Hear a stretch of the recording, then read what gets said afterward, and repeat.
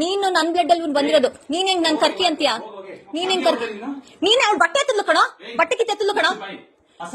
ನೀನ್ ಅಸಹ್ಯವಾಗಿ ಮಾತಾಡ್ಬೇಡ. ನೀನ್ ರಶ ಅವಳ ಬಟ್ಟೆ ಎತ್ತದ್ಲು, ನಿನ್ ಅಕ್ಕ ನಾನು.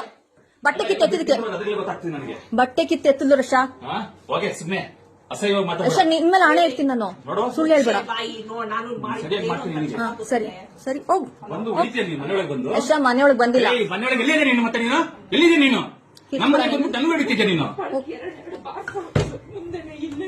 ಎರಡ ಸುಳ್ಳು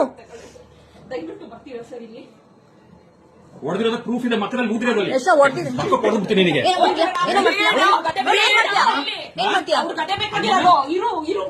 ಅವನು ಹೊಡಿಯಕ್ ಬಂದು ನನಗೆ.